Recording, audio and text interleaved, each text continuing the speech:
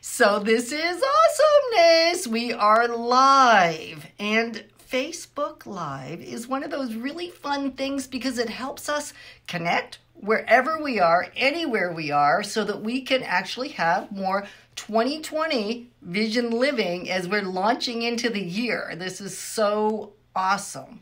Yes, it is. And we're excited that you're with us.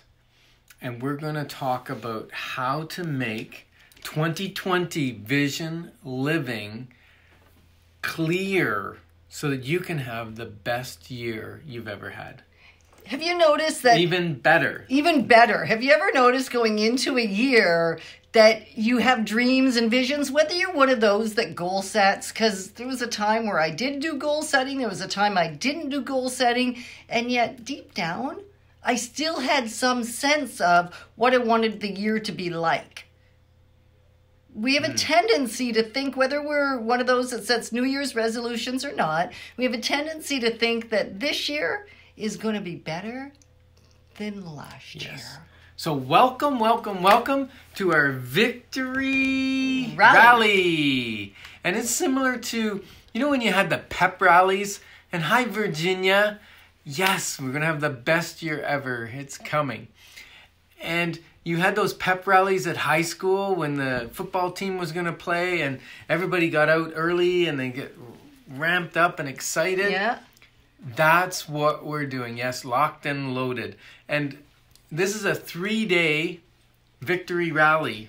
So 20 minutes a day, so you can sneak out on lunchtime, or maybe you're self-employed and if it's lunchtime, you don't even need to sneak out. You don't even need to sneak out, or maybe you can do it right from your desk. So from 12:05 to 12:25 today, Wednesday the 22nd, and Thursday the 23rd, and we will cover on each day either the A or the B or the C of 2020 vision living. Yeah, just making it as simple as ABC. So the A is for aware. We're going to cover aware today. And B is best. And C is calm. Right. So we're not going to be too calm while we're here with you because we don't want you to fall asleep. Right. We really, really, really don't want you to fall asleep. And the best part is, if you can't catch us live, you can catch the replay. And we are going to make sure that we extend an offer, an invitation actually to you to join us live in the room. So this is kind of like a pep rally setup for an amazing live in the room experience coming up next month. Yeah, kind of like the main event. The main event. Yeah. So A, let's get into aware. Have you ever noticed that once you're aware of something, it's like you can't be unaware? Well, that's right. Once you know something, you can't unknow it. It's kind of like toothpaste. Once it's squeezed out of the toothpaste, you ever had a child that squeezes too much? It's impossible to put it back in. Impossible. My grandkids do that every time they come over. I usually spend 10 minutes cleaning out the sink. Yes, so you want to give them an old tube of toothpaste that doesn't have much in it, that's tough to get out, than a brand new one that's easy to squeeze. Exactly. Right. So once you become aware, you get something that is, I'm going to say, miraculous. And that is, you have the opportunity and the possibility to live from that new place of awareness. I call it your ace. Have you ever played a card game? And when you play a card game, the ace is the high card. And what does ACE stand for? Well, awareness creates empowerment in this case. And I like empowerment. I do too. And have you ever noticed, though, that when you're playing that card game, even when the ace is the high card, which it so often is, if you don't play it and you end up holding it still at the end of the round or the end of the game, it was useless? Yeah. And that is very much the way awareness is. Once you become aware, if you don't play it out, if you don't live from that place, what's happened to me, and I suspect would happen to you, because tends to be what works for one person, has some similarities in the life of another. And that is that thing that you're kind of pretending not to know now. Now you have to work at it because you've become aware. So now you're trying to squelch it, push it down, get rid of it. And when you do that, it actually cements that thing even deeper. And now, good luck if you want to get rid of it later. Yeah, so we're going to ask you some questions, some thought-provoking questions, and we're going to also give some life work if you're up to the challenge of a little bit of life work, which can actually improve your life. It's so worthwhile. Well, it moves you forward in your 2020 Yes. vision living. So if you don't have a pen and paper, you might want one. You might want to get one, and if you don't and you don't have a chance to do it because you're driving or whatever, shame on you for watching Facebook while you're driving. Well, maybe we're listening. Or maybe you're in the passenger seat, I'll give you that. Or maybe you're just listening. Yes, you could be listening, and you can re-listen to it when you do have a piece of paper. So we've got a couple questions. So one of them is, what are you pretending to not know that you know? Right, that's kind of like that stuff that you became aware of, then you cemented it, then now you can't dig it out. Yeah, so what are you pretending you don't know? That Because you if you know do it, know. if you truly know it, it requires a change in behavior. And so what are you not knowing that you know? Right, so where do you know you're meant to make a change and you've decided, I ain't doing it? For me, it was exercise for a really long time. I had plenty of knowledge, even evidence in my own life of how effective it was at one point. And yet I was really pretending to believe that it wasn't going to matter. It wasn't going to change my experience of life. And so I kept it away from me for a long time. And now you've done it for how long? About 18 months. 18 months. What changes has it made in your life? Well, now I'm what they call functionally fit, which at first I thought was an insult. Have you ever heard a term and you think, oh, that's so not nice? And yet when Cheryl, our trainer, said that, I first was a little offended. And sometimes in the journey of becoming aware, we get offended before we're willing to receive the thing. Is it offended or defensive? Well, it was probably a bit of both. Probably a bit of both. And once I asked her to expand, what on earth does functionally fit mean? She said it simply means that whatever you need to do in the course of your life, plus a little bit more, right, Nancy? Plus a little bit more, Virginia, then I can do that and then some. I can do and without injuring myself. You can without pick up a bag of salt out of the trunk of the car and put it where it needs to be. Right, or a case of 5,000 sheets of paper, or a case of 40 bottles of water. Those things, or have a suitcase fall on my shoulder and the lady go, next to me, and me go, oh, what was that? It was like a little mosquito. So it just simply means that sometimes there's something we know that we're pretending not to know. Right. Question one that you want to ask yourself. And it's probably going to take a session of deep reflecting, deep thinking, alone time with God, alone time with a journal, somewhere where there's not a lot of distraction, but get her done because tomorrow's another day. It is. Hi, That's part of Nancy. the life work. We're giving you the heads Okay, up. second question.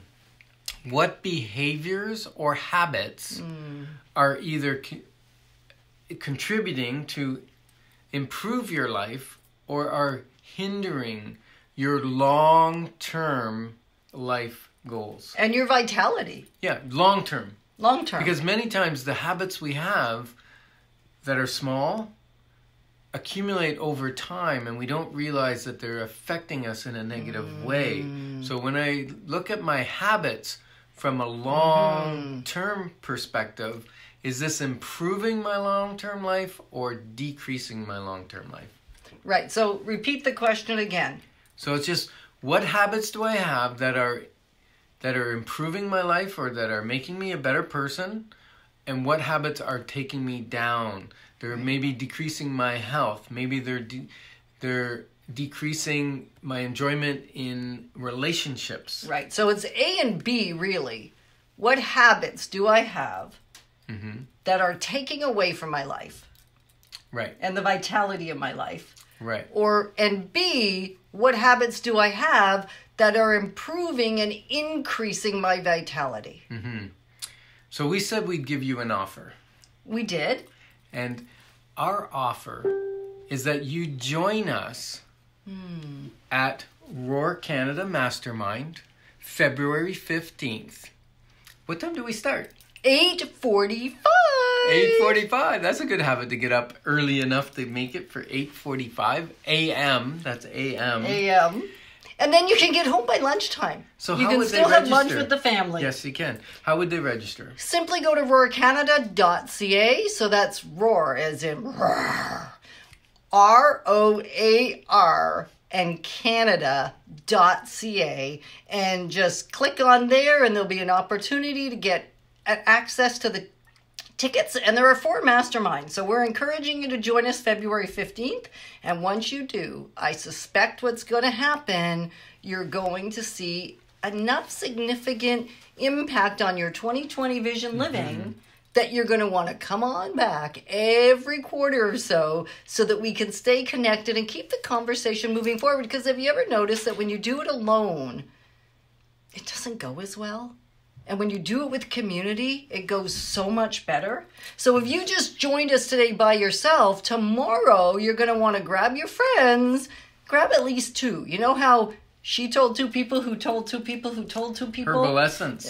From like decades ago. I'm telling my age.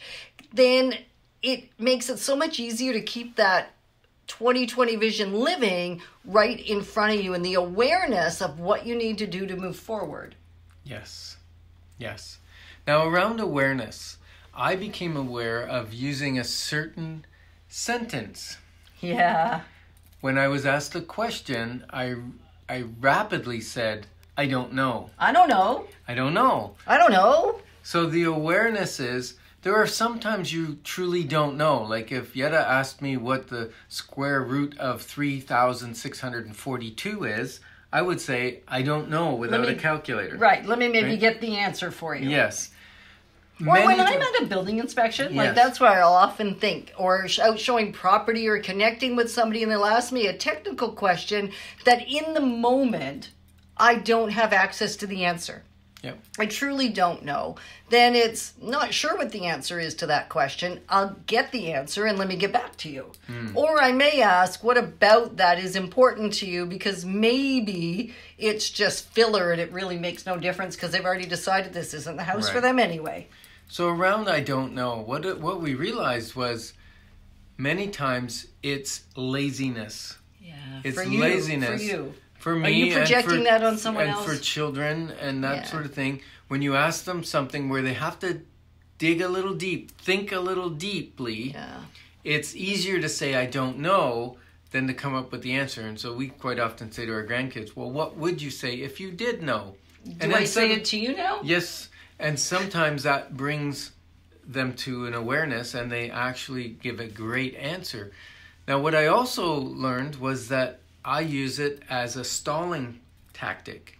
Because I'm introverted, a little bit slower processing, and I process internally, by saying I don't know gave me a few seconds to actually start answering. And then I realized I'm just using it habitually as a filler, and I can get rid of that and just say, give me a second, that's a great question. Right. And let me ponder on that. And then provide the answer, which is kind of incredible because don't you find when you can push past that discomfort of not knowing in the moment, when you push past it, there's an awareness there that can really open up things for you.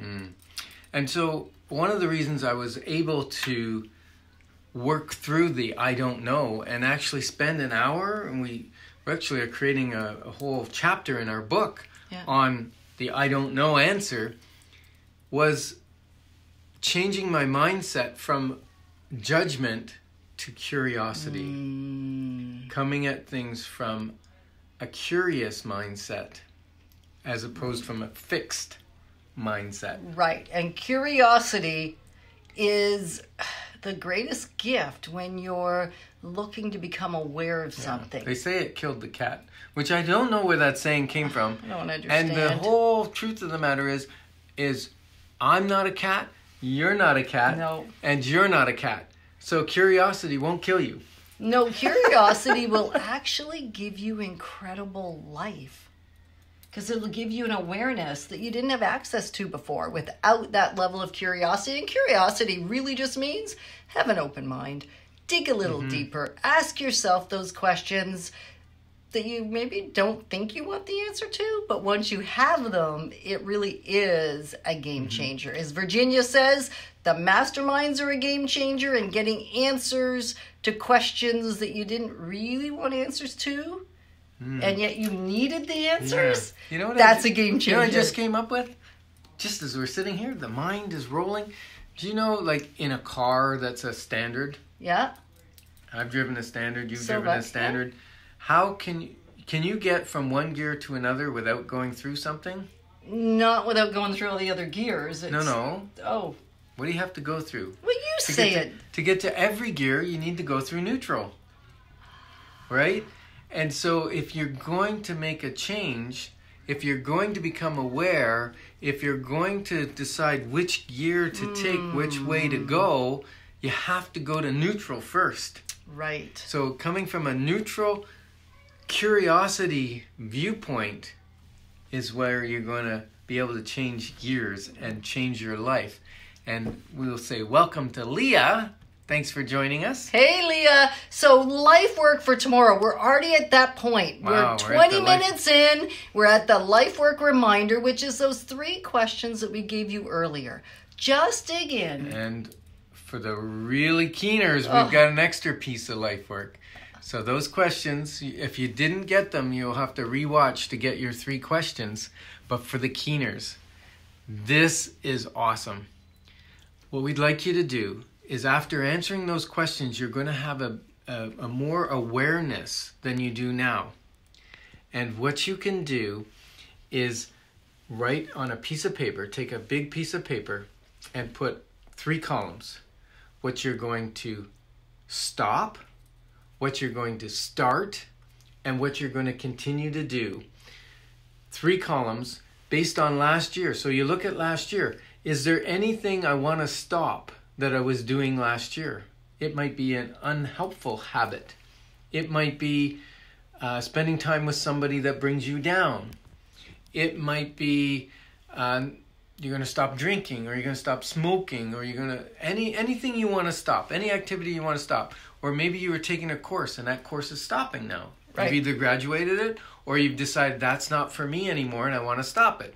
So what are you going to stop this year in 2020? And then what you're going to start. What do you want to begin that you've not done before, or maybe you did years ago? For me, it was exercise 2 years ago. It was, I'm going to start this year and I'm going to exercise, and I'm only going to commit to 5 minutes. And some people say just start with 2, because 2 is so much more than I was doing before. So what am I going to start? I don't have to start big time. I just have to start little time, because then I can stay consistent. And then the 3rd column is what is going to stay. What will stay in my life that was in it last year? Maybe to the same quantity. So there's sort of an 1, 2, 3 on this 3rd part. And that is, what will I do exactly the same way, with the same amount, in the same manner? And then the 2nd one is, what am I going to increase, either in quality, quantity, style? I'm going to make a shift that's going to require more of me. Or what am I going to do that will decrease? I'll do a little bit. See, I'm trying to do this. You're going to do the same thing, right, but less of it. Yeah, less of it, or less time, or less effort, or less something. So it's going to be decrease. So really, that's your life work. That's it. Stop, start, stay. 3 columns, 1 piece of paper, and then we're going to join you back here again tomorrow on Facebook Live, and we will talk at 12:05. 12:05. We'll talk about what is best. Of the ABCs. So ABC, let's do 20/20 vision living together, and doing it together is the difference maker. So thanks for moving forward together, because together we got this. We do.